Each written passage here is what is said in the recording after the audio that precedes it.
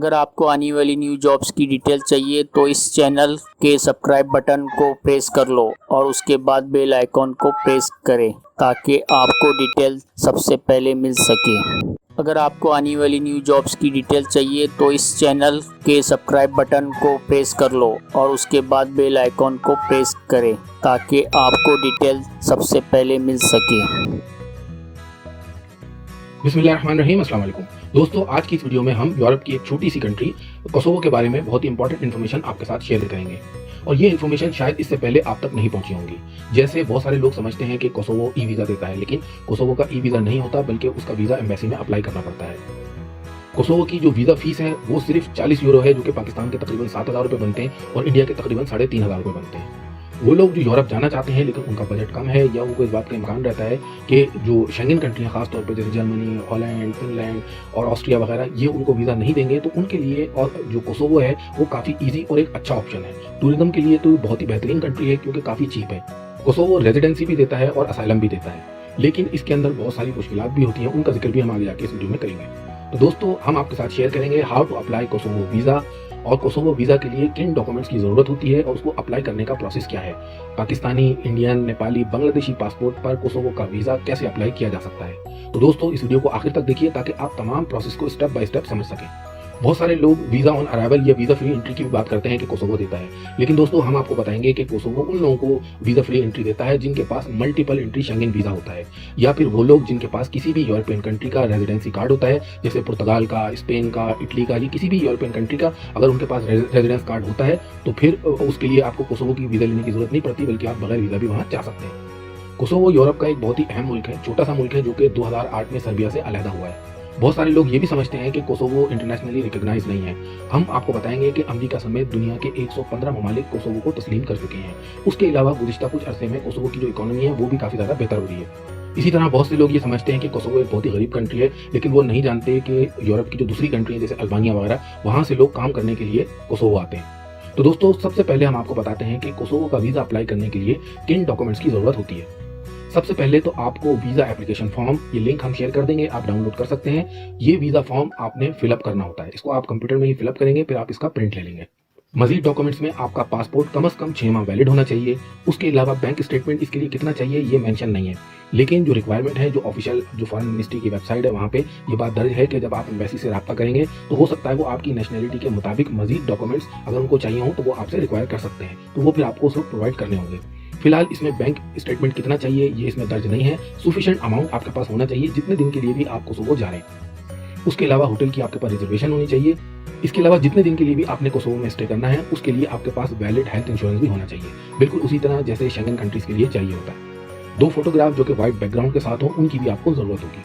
Kosovo की जो visa fees है विजिट वीज़ा या टूरिस्ट वीज़ा की, वो सी टाइप वीज़ा कहलाता है और उसकी वीज़ा फीस है 40 यूरो, जो पाकिस्तान के तकरीबन 7,100 रुपये बनते हैं और इंडिया के तकरीबन 3,300 रुपये तक बनते हैं। अब बात आती है कि जो पाकिस्तानी, इंडियन, नेपाली या बांग्लादेशी हैं वो कोसोवो का वीज़ा कहाँ अप्लाई करेंगे। तो दोस्तों, इन तमाम जो नेशनलिटीज़ के लोग हैं कोसोवो का वीज़ा का प्रोसेस उनके लिए तकरीबन सेम ही है। हम आपको इसका तरीका बताते हैं। आपने सबसे पहले कोसोवो की जो ऑफिशियल वेबसाइट है इस पर आना है और आपने देखना है कि आप कहाँ अप्लाई कर सकते हैं। यहाँ आके सबसे पहले हम देखते हैं कि अगर पाकिस्तान से कोई जाना चाहे या पाकिस्तानी पासपोर्ट होल्डर कोसोवो जाना चाहे तो वो कहाँ अप्लाई करेगा। यहाँ हमने पाकिस्तान इंटर किया, उसके बाद आप देख सकते हैं रिजल्ट हमारे सामने है। इसने बताया कि या तो आप अल्बानिया की जो अल्बानिया में जो एम्बेसी है कोसोवो की वहाँ अप्लाई करेंगे, या फिर तुर्की में जो कोसोवो की एम्बेसी है वहाँ आपको अप्लाई करना पड़ेगा। नीचे ईमेल एड्रेस भी दिया हुआ है, वेबसाइट भी दी हुई है। हो सकता है वेबसाइट काम ना करे, लेकिन ईमेल एड्रेस इसमें दिया हुआ है और गाइडलाइंस जो है उनमें भी ये बात दर्ज है कि आप अगर वीज़ा अप्लाई करने का इरादा रखते हैं कोसोवो का, तो पहले आप ईमेल करके जो मुताल्लिका एम्बेसी है उससे रब्ता करें। तो वो पाकिस्तानी जो इन फ्यूचर कोसोवो जाना चाहते हैं उनको चाहिए कि वो पहले तुर्की में जो कोसोवो की एम्बेसी है उसको ईमेल करें, ताकि वो आपको बता सकें कि जो फीस है इसकी 40 यूरो आपने कैसे पेमेंट करनी है और कौन कौन से मजीद डॉक्यूमेंट्स आपको रिक्वायर्ड होंगे। इसी तरह जो इंडियन पासपोर्ट होल्डर हैं वो भी आप यहाँ इंटर कर सकते हैं इंडिया। उसके बाद आप देखेंगे रिजल्ट आ जाएगा, वो भी सेम है, या आपको अल्बानिया से अप्लाई करना पड़ेगा या फिर आपको तुर्की से अप्लाई करना पड़ेगा।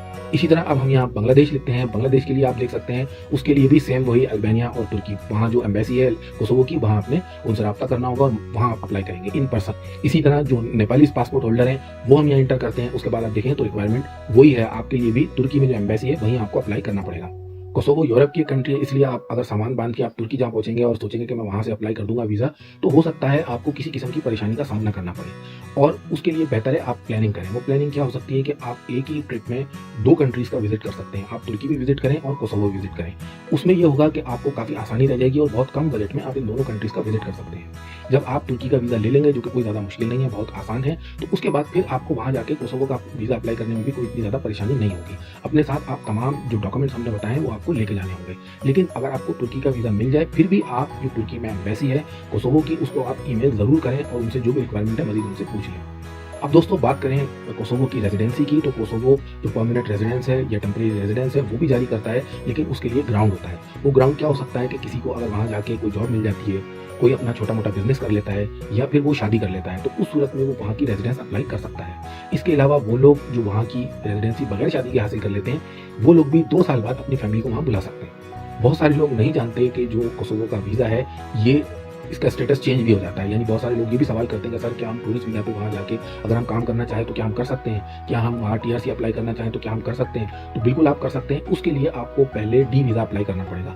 वहीं पे डी वीज़ा की फ़ीस है 80 यूरो। मज़ीद उसमें आपको जो पुलिस क्लियरेंस सर्टिफिकेट है अपनी कंट्री से वो भी मंगवाना पड़ेगा। लेकिन वो भी जो डी वीज़ा है वो आपको जब इशू होगा जब आपके पास वहाँ रहने मज़ीद जो आपका आपके पास टूरिस्ट वीज़ा पहले से, अगर आप मज़ीद उससे ज़्यादा रुकना चाहते हैं ड्यूरेशन से, तो उसके लिए आपके पास कोई ग्राउंड होना चाहिए। जैसे अगर किसी ने वहाँ कोई छोटा मोटा बिजनेस कर लिया है या करना चाहता है तो उसको वो डॉक्यूमेंट्स प्रोवाइड करने होंगे। अगर किसी को वहाँ एम्प्लॉयमेंट मिल गई है तो उसको वर्क कॉन्ट्रैक्ट वगैरह वो वहाँ दिखाना पड़ेगा, लगाना पड़ेगा डॉक्यूमेंट्स में, तब वो डी वीज़ा अप्लाई करेगा। उसके बाद फिर उसको टीआरसी जारी होगी। पूरे यूरोप में कोसोवो को जवानों का मुल्क कहा जाता है। कोसोवो में जो यंग लोग हैं उनकी पॉपुलेशन काफ़ी ज़्यादा है। वैसे तो इसकी जो अपनी आबादी है वो तकरीबन 18 से 20 लाख के दरमियान है, लेकिन पूरे यूरोप में कहते हैं सबसे ज़्यादा जो नौजवान लोग हैं वो इसी मुल्क में हैं। यही वजह है कि बहुत सारे लोगों का ये भी मानना है कि कोसोवो में शादी करके वहाँ की रेजिडेंसी वगैरह लेना काफ़ी ज़्यादा आसान है। तो ये बात दुरुस्त है कि कोसोवो इकोनॉमिकली कोई इतना ज़्यादा साउंड मुल्क नहीं है, थोड़ा गरीब मुल्क है, इसलिए वहाँ शादी करना, वहाँ शादी करके रेजिडेंसी लेना ये कोई बहुत ज़्यादा इतना मुश्किल नहीं है। लेकिन दोस्तों चाहे कोई वहाँ शादी करना चाहे या वहाँ को बिजनेस करना चाहे या वहाँ की रेजिडेंसी लेना चाहे, असाइलम भी ले सकते हैं, लेकिन उसका मशवरा हम आपको बिल्कुल भी नहीं देंगे। इन तमाम चीज़ों के लिए आपको ये बात याद रखनी होगी कि जो लोग कोसोवो जा चुके हैं वो ये बताते हैं कि वहाँ जो डॉक्यूमेंटेशन का प्रोसेस है वो बहुत ज़्यादा कन्फ्यूजिंग और लेंथी है। वजह इसकी जो बेसिक है वो लैंग्वेज है। वहाँ अल्बानियन लैंग्वेज और सर्बियन लैंग्वेज ज़्यादातर बोली जाती है, उसके अलावा टर्किश लैंग्वेज भी बोली जाती है, लेकिन ऑफिशियल लैंग्वेज जो है वो सर्बियन और अल्बानियन है। तो काफ़ी ब्यूरोक्रेटिक प्रोसेस हैं, डॉक्यूमेंटेशन काफ़ी ज़्यादा मुश्किल है। अगर जो बंदा वहाँ पे किसी लॉयर को हायर करके अपनी डॉक्यूमेंटेशन करा सकता है उसी के लिए थोड़ा चांस हो सकता है, अदरवाइज़ कोई आम आदमी अगर ये कोशिश करेगा तो उसके लिए आसान नहीं है, बल्कि काफ़ी ज़्यादा मुश्किल हो सकता है। इसके अलावा वहाँ आपको अगर टूरिस्ट वीज़ा का आप स्टेटस चेंज करवाते हैं, रेजिडेंसी अप्लाई करते हैं, उसके लिए आपको सफिशिएंट फंड जो है वो भी शो करने पड़ेंगे कि आप वहाँ रह सकते हैं, सर्वाइव कर सकते हैं। उसका रीज़न जैसे हमने बताया वो जॉब हो सकती है या बिजनेस हो सकता है। बस जो गवर्नमेंट का पॉइंट है वो ये होता है कि अगर ये बंदा आएगा तो इसके पास ये बंदा यहाँ रहेगा मजीद, तो इसके पास इतने फंड नहीं है या इतनी इसकी सोर्स ऑफ इनकम है कि यहाँ रहे और सर्वाइव कर सके। जहाँ आप रहते हैं रेजिडेंस का भी आपको प्रूफ लगाना होगा। तो दोस्तों उम्मीद करते हैं कोसोवो के वीज़ा के हवाले से आपको ये वीडियो पसंद आई होगी। हमने इस वीडियो में आपको उसकी रेजिडेंसी और जो उसका वीज़ा है उसका प्रोसेस और उससे रिलेटेड जो भी इंपॉर्टेंट चीज़ें थी वो हमने आपको बताई। अगर आप चाहते हैं, क्योंकि आपको तुर्की जाना पड़ेगा इसका वीज़ा अप्लाई करने के लिए, अगर आप चाहते हैं कि तुर्की के वीज़े के बारे में भी हम आपको बताएं तो आप कमेंट करके हमें बताइए, फिर हम नेक्स्ट वीडियो तफसील से तुर्की के वीज़ा, वहाँ की रेजिडेंसी और वहाँ कैसे सेटल हुआ। अगर आपको आने वाली न्यू जॉब्स की डिटेल चाहिए तो इस चैनल के सब्सक्राइब बटन को प्रेस कर लो और उसके बाद बेल आइकॉन को प्रेस करें ताकि आपको डिटेल सबसे पहले मिल सके।